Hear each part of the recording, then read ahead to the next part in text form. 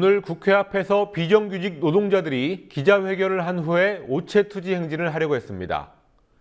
그러나 경찰은 집회 신고가 필요하지 않은 기자회견을 막았고 이미 경찰에 신고된 오체투지 행진도 못하게 했습니다.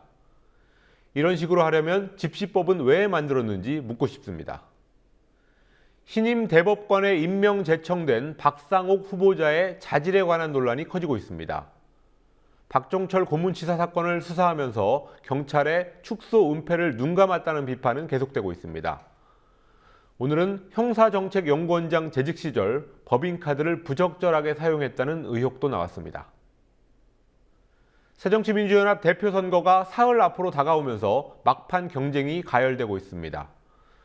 선거 시행세 측을 문제로 한 차례 크게 충돌했던 문재인, 박지원 두 후보가 오늘 민생정책 토론에 나섰는데요. 앙금이 가라앉지 않은 모습이었습니다. 2월 5일 목요일 뉴스K, 잠시 후에 시작합니다.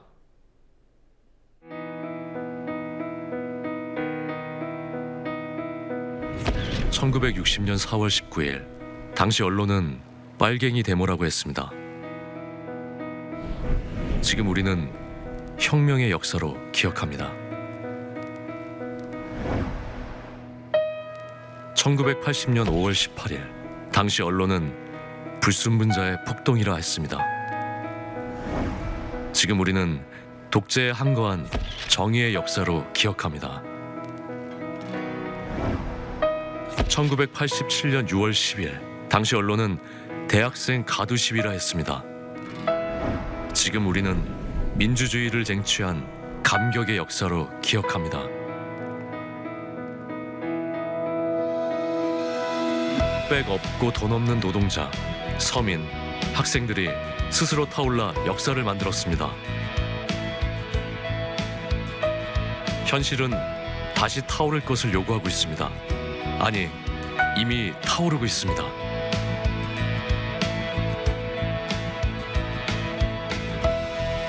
빨갱이를 종북으로, 불순분자를 외부 세력으로, 언론은 말만 바꿨을 뿐 역사를 부정하고 있습니다. 2014년 4월 1일 국민TV가 개국한 이유입니다. 국민TV는 역사를 역사로 기록하겠습니다.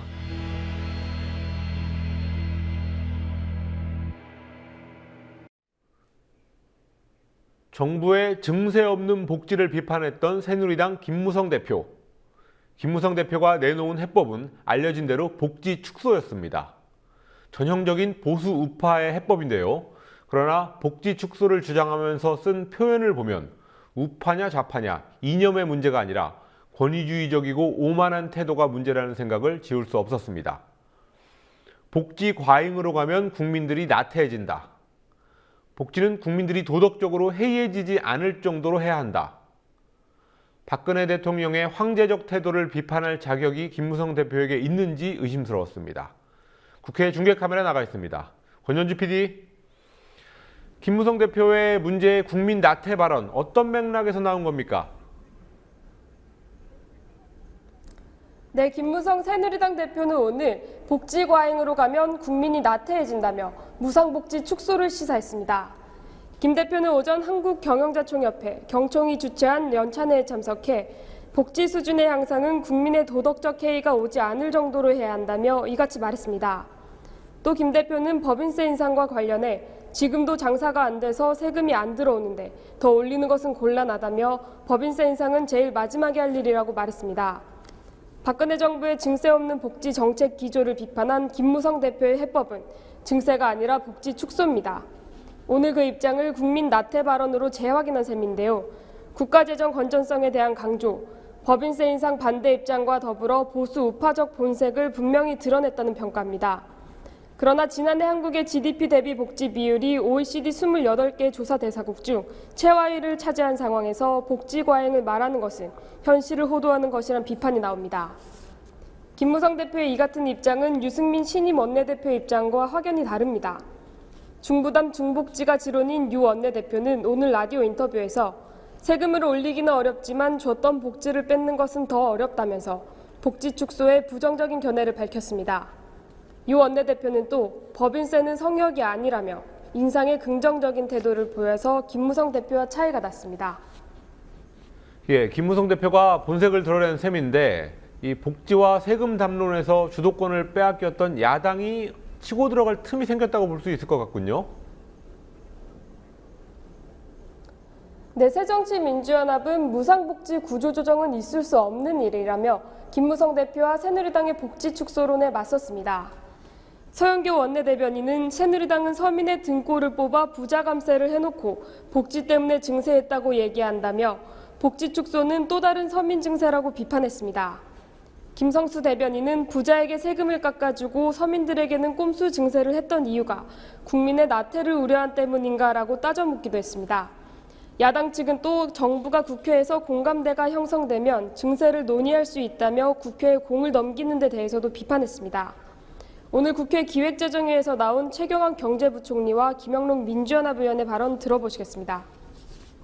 국회에서 마침 여야 대표들께서 다 이 문제를 이제는 공론화해서 사회적 컨센서스를 이뤄야 된다 하는 문제를 제기를 하고 계시기 때문에 국회에서 우선 그렇게 나서서 그렇게 국민적 컨센서스를 얻도록 유도를 해주시면은 저희도 그 과정에 참여해서 충분히 정부도 함께 여야 국회 이렇게 함께 정부도 함께 나설 일이지 정부는 국회에서 안 마련해 주면 하겠다 하는 듯한 태도는 달리 보면은 뒷짐지고 있는 듯한 모습으로 보이기 때문에 그 말씀을 좀 수정을 하실 수 없습니까? 아니 야당은 무상복지는 박 대통령의 공약임을 강조하며 복지 재원은 법인세 인상을 통해 마련해야 한다고 요구했습니다.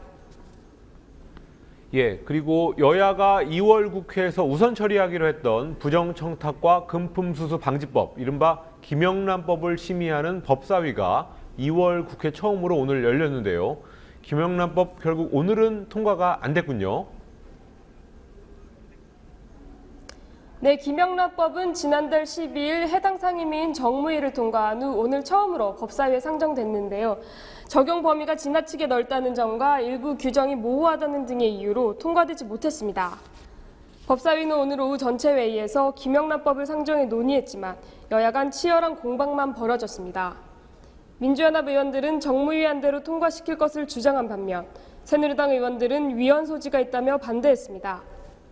이게 법도 아닙니다. 법도 제가 봤을 때는 그냥 누더기 이것저것 그냥 막 기워가지고 결국 이거는 이 헌법상 명확성의 원칙에 위반돼서 좀 위헌성이 있다 이렇게 보는 거고요. 이상민 법사위원장은 토론을 마무리하며 김영란법 처리를 미루려는 의도가 아니라고 주장한 뒤 2월 임시국회에서 처리하기로 한 여야 합의는 반드시 지키겠다고 말했습니다. 지금까지 국회에서 국민TV 뉴스 권현주입니다. 새정치민주연합 전당대회, 당대표 경선이 사흘 앞으로 다가왔습니다. 지지 후보 없음 응답을 득표율에 포함할지를 두고 논란이었던 일반 당원과 국민 대상 여론조사가 오늘부터 시작됐는데요. 며칠 전 날카롭게 대립했던 안급이 후보들 사이에 아직도 남아있는 것 같습니다. 당대표 후보들이 민생정책 토론회에 나왔지만 경선 룰 얘기가 나오면서 분위기가 험악해졌습니다. 곽보아 PD가 보도합니다. 오늘의 이런 내용이 있는 이런 누구요? 지금 선관위원장이 막 이야기하고 있습니다. 애써서 중립성을 유지해서 원만한 경선을 유지하려고 하는 이 선관위원장의 진심, 명예를 좀 생각해 주시기 바랍니다. 축사를 맡은 새정치민주연합 선관위원장 신기남 의원이 객석의 당원에게 다가가 언성을 높이자 토론회장 분위기가 험악해졌습니다. 신 위원장은 경선 룰 논란에 대해 기존의 규칙을 바꾼 것은 아니라고 말했고 이에 박지원 후보 측 관계자가 친노가 문 후보에 유리하게 룰을 개정했다고 주장하자 말싸움이 벌어졌습니다. 민주연합 을지로위원회가 당대표 후보들의 민생 정책을 듣기 위해 개최한 을을 위한 민생정당 토론회는 정책 토론보다 신경전이 주를 이뤘습니다. 그런데 왜 우리 선관위원장이 나오셔서 갑질을 하는지 이해할 수가 없습니다. 제가 을이 돼 보니까 진짜 여러분들의 심정을 시간 있었습니다.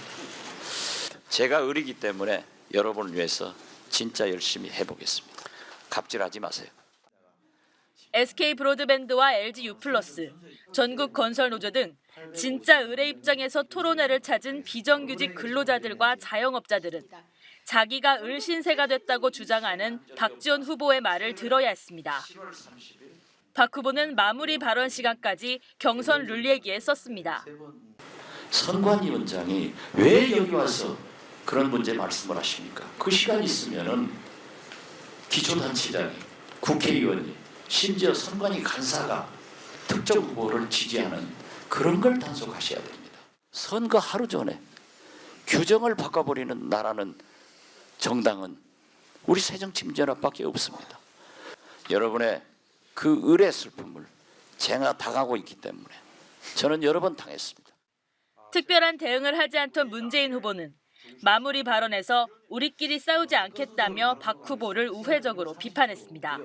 제가 대표가 돼서 우리 당을 바꾸겠습니다. 우리끼리 싸우는 정당이 아니라 국민의 삶을 위해서 양극화와 싸워서 이기는 그런 정당을 만들겠습니다. 문재인, 박지원, 이인영 세 후보는 비정규직 복지 문제 등에 대해서도 토론을 벌였지만 후보들의 일정 때문에 토론의 시간이 짧아 각 후보의 정책과 비전은 제대로 소개되지 못했습니다. 예정돼 있던 사회자 질문과 관객 질문 순서는 취소됐고 박지원 의원은 유세 일정에 늦었다며 문재인 후보의 마무리 발언 직전 자리를 뜨기도 했습니다. 내가 당선되면 어떤 역할을, 그리고 혹은 내가 당선되지 못한다고 하면 또 어떤 역할을 통해서 당대표를 보좌하고 이제 정당 활동을 국민들과 함께 해나갈 것인가에 대해서 진지하게 생각하고 그런 어떤 이제 당원들이나 국민들의 심판을 겸허히 받아들이겠다라고 하는 자세라면 굳이 그런 신경전을 펼칠 필요는 없지 않았을까. 후보자들 그 발표 같은 경우도 질문하고는 상관없는 내용을 많이 말씀하시더라고요. 그런 부분이 좀 아쉬웠고요. 국민TV 뉴스 곽보아입니다.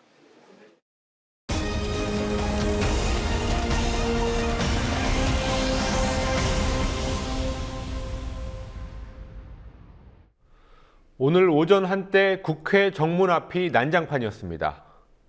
비정규직 노동자들의 오체투지 행진과 기자회견 때문이었습니다. 기자회견 그 자체가 난장판을 만든 건 아닙니다. 법적으로 집회 신고가 필요 없는 기자회견과 이미 신고된 행진을 경찰이 막아섰기 때문에 그랬습니다. 성지훈 PD가 취재했습니다. LG U+와 SK 브로드밴드 비정규직 노동자들로 구성된 오체투지 행진단이 출발도 하지 못하고 경찰에 의해 발이 묶였습니다. 오체투지 행진단 1000여 명은 오늘 오전 11시 국회 앞에서 기자회견을 연 후 LG 트윈타워 앞까지 여의도 일대를 오체투지로 행진할 계획이었습니다. 하지만 경찰은 기자회견부터 원천 봉쇄했습니다. 행진단 일부가 회견을 위해 국회 앞에 도착했지만 경찰은 기자회견을 불법 집회라며 해산 명령을 내렸습니다.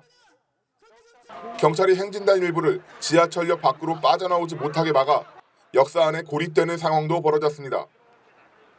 하지만 기자회견은 집회 신고가 필요하지 않고 회견을 마친 오후 1시부터 예정된 행진은 영등포 경찰서에 신고가 된 상태였습니다. 행진단은 기자회견과 행진에 불법 요소가 없음을 주장했지만 경찰은 행진 주최 측의 항의를 공무집행 방해라고 대응했습니다. 오후 12시 30분경 경찰이 행진단의 방송 차량 견인을 시도했고 이를 제지하는 행진단과 몸싸움이 벌어졌습니다.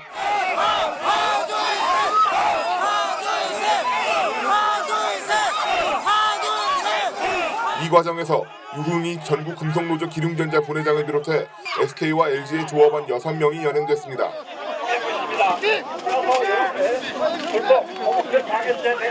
차량 견인과 연행에 항의하던 참가자 김모 씨는 경찰과 몸싸움을 벌이다 부상을 입고 구급차에 실려 응급실로 후송됐습니다. 이미 하기도 전에 사람이 많이 오기 때문에 이건 집회다 아니다라고 판단하는 것은 경찰이 자의적인 판단을 한 거죠. 미신고 집회라고 해서 신고되지 않은 집회이든 사전에 금지된 집회이든 평화롭게 진행되는 경우에는 해산 명령을 해서는 안 된다고 합니다.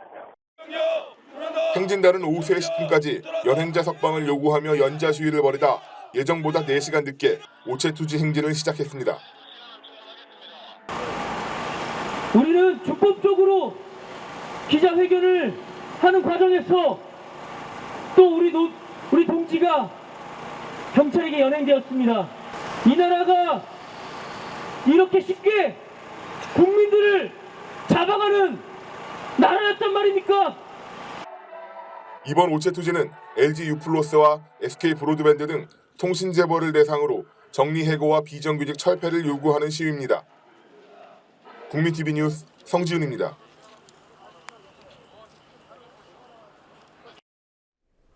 서울중앙지방법원장 당시 광우병 반대 시위대에 대한 유죄 판결을 법원 소속 판사들에게 주문했던 신영철 대법관이 곧 퇴임합니다. 신영철 대법관은 그제 인터뷰에서 그때로 돌아가도 똑같이 하겠다고 말했습니다. 2008년 판사들의 항의를 받고 사과했던 일은 소나기는 일단 피하자는 속셈으로 그랬던 건가요? 조아라 PD가 보도합니다. 2008년 5월 서울시청 부근과 광화문 사거리는 광우병 쇠고기 수입을 반대하는 촛불 시민들로 매일 밤 가득 찼습니다. 광우병 쇠고기 반대 촛불 집회는 2008년 6월 10일 서울에서만 20여만 명이 쏟아져 나와 정점을 이뤘습니다. 당시 이명박 대통령과 한나라당은 좌파 세력 그리고 노무현 전 대통령 측의 선동에 의해 벌어진 사태라는 시각을 보였습니다. 그 과정에서 무려 1,400여 명이 집시법 위반 혐의로 재판에 넘겨졌습니다. 당시 서울중앙지법 원장이었던 신영철 대법관은 집회 참가자들에 대한 재판을 특정 재판부에 집중 배당했고 줄줄이 유죄 판결이 내려졌습니다. 서울중앙지법의 박재영 판사는 해 뜨기 전이나 해가 진 후에 5개 집회나 시위를 못하게 한 것은 헌법에 위배된다며 집시법 10조에 대해 위헌법률 심판을 제청했습니다. 그러자 신영철 당시 법원장은 집회 참가자 처벌 근거 법률에 대한 위헌 제청에도 불구하고 현행법에 따라 재판하라는 대내외비 전자우편을 보내 판사들에게 압력을 가했습니다. 헌재 결정 전에 서둘러 유죄 판결을 내리라는 뜻이었습니다. 이듬해 2월 신영철 법원장이 대법관으로 임명되는 과정에서 이 사실이 언론에 알려지자 전국의 판사 500여 명은 소속 법원에서 회의를 열어 그의 행위는 재판권 독립 침해라고 결의했습니다. 후배 판사들로부터 공식 불신임을 받은 신영철 대법관은 법원 내부 게시판에 재판 신뢰에 손상을 초래해 후회와 자책을 금할 수 없다고 공식 사과했습니다. 그랬던 신영철 대법관은 오는 17일 퇴임을 앞두고 지난 3일 조선일보와의 인터뷰에서 다시 돌아간다고 해도 똑같이 할 것이라고 딴소리를 했습니다. 대법관 임명 초기 급한 불을 끄기 위해 사과했다가 6년의 임기를 채우고 퇴임이 가까워지자 사과를 번복한 겁니다. 신영철 대법관의 빈자리를 채울 대법관으로 임명 제청된 인물은 박종철 고문치사 사건 수사를 맡았던 박상욱 전 한국형사정책연구원장입니다. 박종철 고문치사 사건은 1987년 1월 13일 서울대생 박종철 씨가 남영동 대공분실에서 가혹한 폭행과 전기고문, 물고문을 받다가 사망한 사건입니다. 서울지방변호사회는 고문치사 사건의 은폐와 조작에 관여한 주역 박상욱 후보자를 대법관에 임명하는 것을 반대한다는 입장을 냈습니다. 판사 출신인 정의당의 서기호 의원은 오늘 국회 인사청문 특위에서 대법관은 실체적 진실을 가려야 할 사람인데 과거에 실체적 진실을 덮은 사람이 어떻게 대법관으로서 소신 있게 일할 수 있겠냐고 비판했습니다. 반대 여론이 거세자 박상욱 후보자는 설명 자료를 내고 당시 철저한 수사를 통해 실체적 진실을 제대로 규명하지 못했고 의혹 없이 수사를 마무리하지 못한 것에 대해 수사검사의 한 사람으로서 매우 안타깝고 송구스럽게 생각한다며 사과했습니다. 그러나 박상욱 후보자의 사과는 그 선배인 신영철 대법관의 사과 번복 탓에 대법관 임명 동의용 사과가 아니냐는 시선을 피하기 어려워졌습니다. 국민TV 뉴스 조아라입니다. 함께 만드는 언론 미디어 협동조합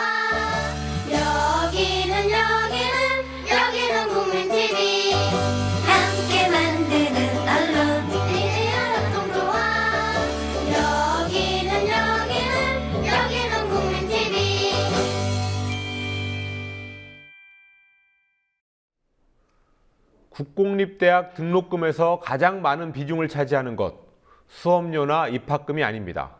바로 기성회비입니다. 법원은 수년 동안 기성회비 징수는 법적인 근거가 없다고 판결해왔지만 이 문제를 고치려는 법안은 여전히 국회에 계류 중에 있습니다. 이 틈을 타고 교육부는 시행령을 개정하는 방법으로 기성회비 징수의 근거를 만들었습니다. 노지민 PD와 이 사안부터 알아보겠습니다. 어서 오시죠. 안녕하십니까. 예, 국회 교육문화체육위원회 교문이 국공립대 기성회비 문제가 상당한 쟁점인가 봐요. 네, 그렇습니다. 기성회비 관련 법안은 올해로 2년째 계류 중인데요. 예. 여야 모두 이번 2월 국회에서만큼은 꼭 통과시키겠다는 결의를 다지고 있는 만큼 처리 과정이 순탄치는 않을 것으로 보입니다. 한편 기성회비 문제의 당사자인 대학생 단체들은 오늘 국회 앞에 모였습니다. 참여연대 반값등록금 국민본부 등과 함께 공동기자회견을 열었는데 이 단체들은 기성회비를 수업료에 편입시켜서 학생 부담을 가중시키지 말고 정부가 국립대 예산을 책임져야 한다고 주장했습니다. 예, 우선 기성회비라는 게 왜 문제가 되는지 그것부터 알아봐야 될 것 같은데요. 네, 처음에는 후원금 명목으로 조성됐던 비용인데요. 이제는 사실상 등록금처럼 징수되고 있기 때문입니다. 예. 기성회비는 지난 1960년대 초에 국공립대 재정난을 해결하기 위한 수단으로서 생겨났습니다. 학부모 단체인 기성회가 후원금 차원에서 모았던 금액이 70년대 후반부터는 등록금에 포함됐습니다. 예, 그러니까 후원금이 아예 등록금의 한 항목이 돼버린 거군요. 예, 그렇습니다. 국공립대 등록금 중에서 입학금과 수업료를 뺀 나머지 금액이라고 생각하시면 됩니다. 예. 네, 지금 좀 이해를 쉽게 하기 위해서 그림을 하나 보시면요. 보시다시피 전체 등록금에서 입학금 그리고 수업료를 뺀 나머지 정도가 기성회비고요. 전체 등록금의 87.2%입니다. 그리고 이 기성회비가 원래는 시설 설비비와 교직원 연구비, 실험 실습비, 학교 운영 지원 경비로 사용이 한정돼 있는데요. 실제로는 인건비나 시간 강사료 등 목적과 다른 곳에 사용되고 있다는 문제점도 있습니다. 또 하나의 문제점은 이 기성회비가 법률적인 그런 등록금이 아니기 때문에 대학생들이 집단적으로 기성회비 반환 소송에 나서고 있다는 점입니다. 예. 네, 지금까지의 소송 사례들을 좀 보시겠습니다. 우선 2010년 11월에 첫 번째 집단 소송이 있었습니다. 서울대 등 8곳의 대학생 4천여 명이 반환 소송을 제기했고 1, 2심 승소 그리고 현재 대법원에 계류 중입니다. 그리고 2년 뒤에는 한국방송통신대 재학생 또 그 같은 해 5월에는 서울대 등 13곳의 대학생 4,500여 명이 기성회비 반환 청구 소송을 냈고요. 현재 이 두 소송의 경우에는 모두 1심에서 승소하고 2심 재판 결과를 기다리고 있습니다. 서울고등법원은 기성회가 학생들로부터 법률상 원인 없이 기성회비를 수납했기 때문에 부당이득을 반환해야 한다고 말했고요. 또 교육부 장관이 제정한 업무 처리 지침도 징수의 법적 근거가 될 수 없다고 판단했습니다. 기성회비에 대한 비판 여론과 판례가 이어지면서 정부도 기성회비 폐지에 나섰습니다. 하지만 사실상 눈속임이라는 비판이 계속되고 있습니다. 예, 그런데 기성회비를 이름만 바꿨다 이런 말도 나오고 있는 것 같습니다. 예, 그렇습니다. 올해 국공립 대학들의 등록금 고지서에는 기성회비라는 게 사라졌습니다. 예. 그런데 대신 등록 예치금이라는 항목이 생겼는데요. 말씀하셨다시피 이름만 바꾼 거라고 보면 될 것 같습니다. 국공립대 측이 이렇게 추가 징수를 이어갈 수 있게 된 건 교육부가 발빠르게 나선 덕분입니다. 교육부는 기성회비와 관련된 그 국공립대 측의 민원이 계속 제기되자 국립학교 설치령, 한국교원대학교 설치령을 입법 예고했습니다. 기성회비를 수업료로 징수해서 대학 재정 안정성을 보장한다는 내용이었고요. 또 올해 초에 국무회의는 이것을 의결했습니다. 예, 이런 식으로 이제 입법부의 권한을 침해해서 시행령 이런 걸로 해결을 하려고 하는 건데 예. 지금 국회는 법안 두 가지를 놓고 여당과 야당이 줄다리기를 하고 있던데 어떤 법안입니까? 네, 새누리당 민병재 의원이 대표 발의한 국립대학 재정회계법이라는 게 있고요. 예. 새정치민주연합 유은혜 의원이 발의한 기성회 회계처리 특례법이 있습니다. 두 가지의 차이를 좀 한눈에 정리해 보겠습니다. 우선 새누리당 아니라고 하겠습니다. 국립대학 재정회계법의 경우에는 기성회비를 수업료에 포함시키는 방침입니다. 그러니까 그대로 기성회비를 징수할 수 있게 해준다는 거고요. 반면에 유은혜 민주연합 의원이 대표 발의한 기성회 회계처리 특례법의 경우에는 종래 기성회비로 걷어뒀던 부분을 국고로 지원하겠다. 다만 2020년까지 단계별로 증액하겠다라는 법률입니다. 유은혜 의원은 기성회비의 불법적이고 부당한 징수를 국가가 책임져야 한다고 강조하고 있습니다. 기성회비의 이름으로 걷어왔던 돈을 명목을 바꿔서 수업료로 거두겠다는 거예요. 그러면 그 부담은 또 고스란히 학생들이, 학부모들이 져야 되는데 그러면 판결에 의미가 없죠. 애당초 기성회비가 불법적으로 부당하게 징수되어 왔던 것이고 국립대의 운영의 그 책임이 정부에게, 국가에게 있는 것이면 국가가 그 책임을 다하는 것이 원칙적으로 맞는 것이고 그 원칙적 방향 하에서 어떻게 지금까지 잘못돼 왔던 것을 바로잡을 수 있을 것인지 그것 역시도 국가가 책임져야 될 몫이거든요. 그래서 이제 국공립대 기성회비 문제 알아봤고요. 다음 소식으로 넘어가겠습니다. 박상옥 대법관 후보자에 대한 반대 목소리가 커지고 있습니다. 오늘 국회 대법관 후보자 인사청문회가 특위가 열렸는데 그 특위도 파행이었다고요? 네, 인사청문 특위가 시작되자마자 여야는 박상국 후보자의 자질과 관련된 거센 공방을 벌였습니다. 야당 소속 특위위원들은 박 후보자의 박종철 고문치사 사건 관여 경력을 문제 삼으면서 청문회를 열 수 없다라고 주장했고요. 여당 의원들은 청문회를 통해서 검증하자고 맞섰지만 특위는 약 1시간 만에 파행됐습니다. 또 특위가 파행된 뒤에 야당 측 청문회 특위위원들은 공동 성명도 발표했습니다.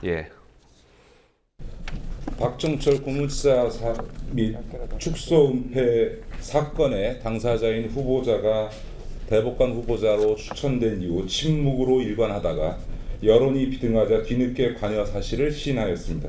최고법원의 헌법적 사명을 다하는 대법관으로서 사법 정의를 실현하기에 부적절하기에 후보자로서의 자진 사퇴할 것을 요구합니다. 2014년 여당 쪽에서는 야권이 과도하게 반대하고 있다 이런 입장을 보였군요.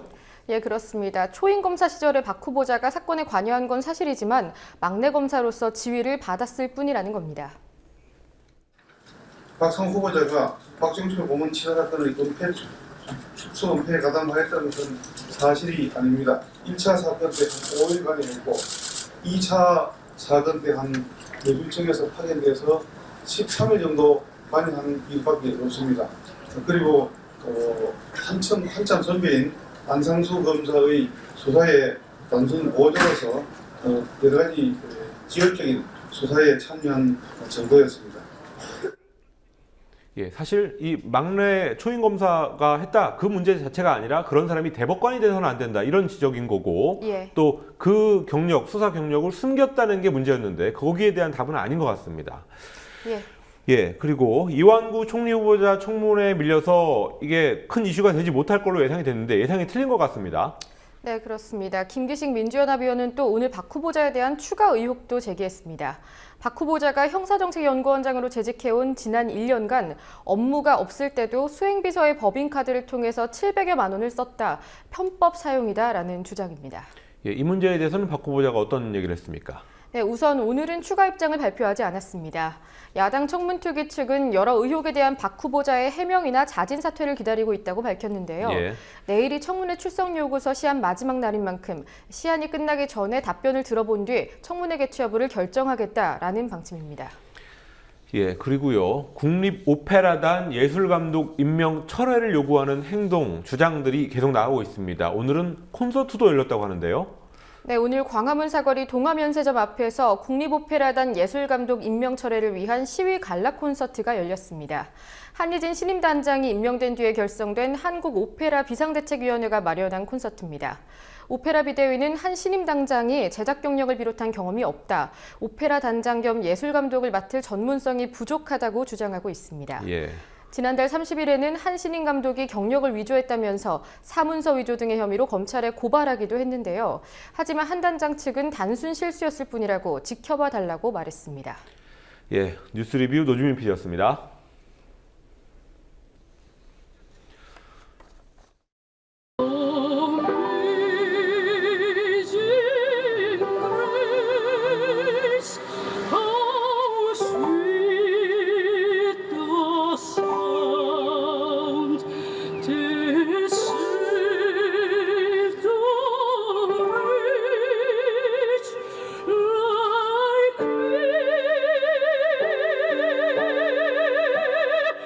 모대학 평생교육위원회에서 노래 교실을 강의하여 인기가 좋아 대학 산학협력단 특임교수가 되었지만 수업은 하지 않았다고 스스로 밝혀서 2003년도부터 모대학 특임교수 재임 중이라는 경력은 허위로 판명되었습니다. 예술감독 경력을 부풀려서 급박하게 임명을 강행한 문체부의 저희는 무엇입니까? 문체부는 이번 엉터리 인사에 대한 추천, 검증, 임명 과정을 밝히기를 다시 한번 촉구한다. 검찰은 이번 사건을 문학에 대한 인사난맥 비리를 보여주는 단적인 예로 성형을 두지 않는 철저한 수사를 촉구한다.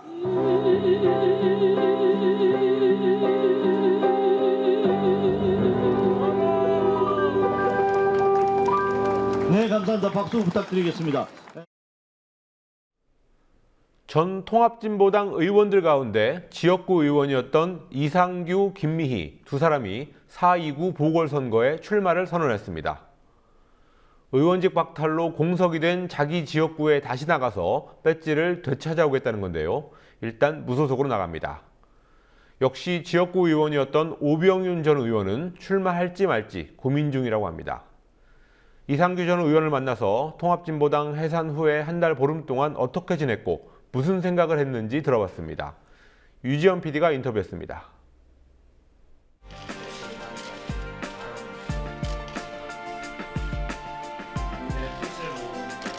존경하는 국민 여러분, 사랑하는 관악주민 여러분, 죄송합니다. 신명나는 진보정치, 서민을 위한 복지정치를 해보라며 밀어주셨건만 제 꿈을 펼쳐보지도 못하고 강제로 국회의원직을 빼앗겼습니다.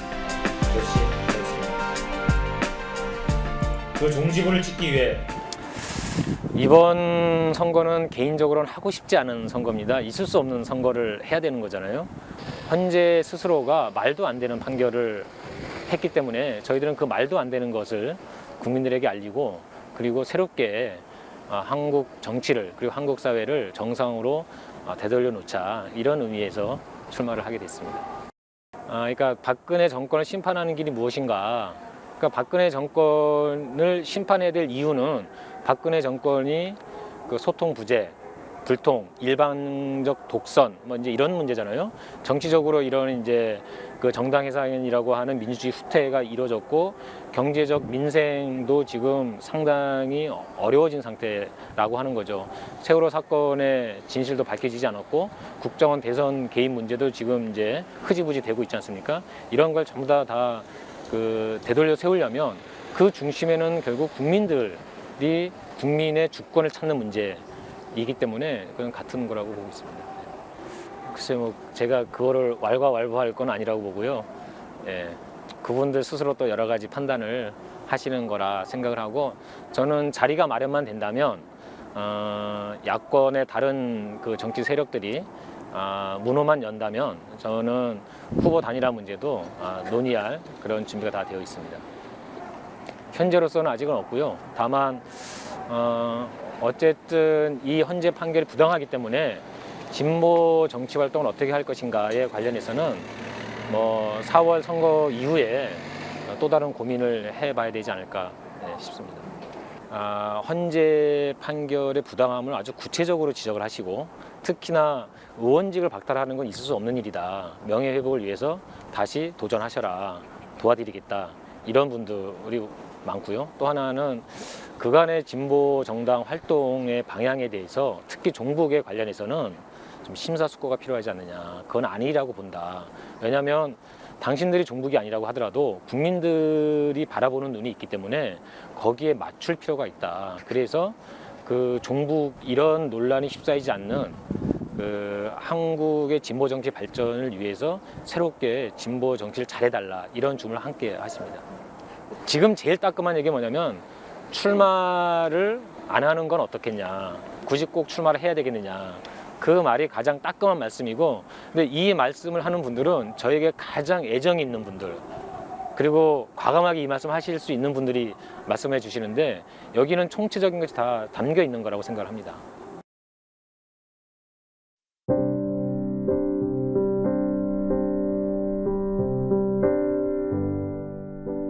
아주 드물게 정치 지도자나 경영인 가운데도 탈속한 수행자의 모습이 보이기는 합니다. 더욱 드물게는 소위 성직자들 중에도 그런 분들이 계시지요. 평범하게 살아가는 여염 사람들이라면 경계 없고 자유로운 영혼이 깃들기 꼭 좋은 자리를 차지하고 있는 셈입니다.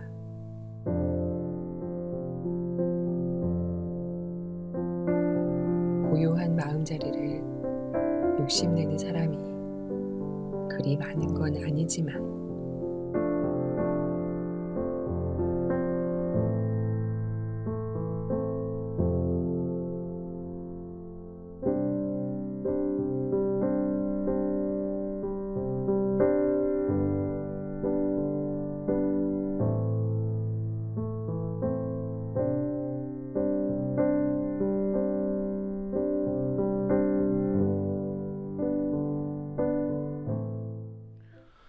(2월 5일) 뉴스K 마치겠습니다. 시청해주신 여러분 고맙습니다.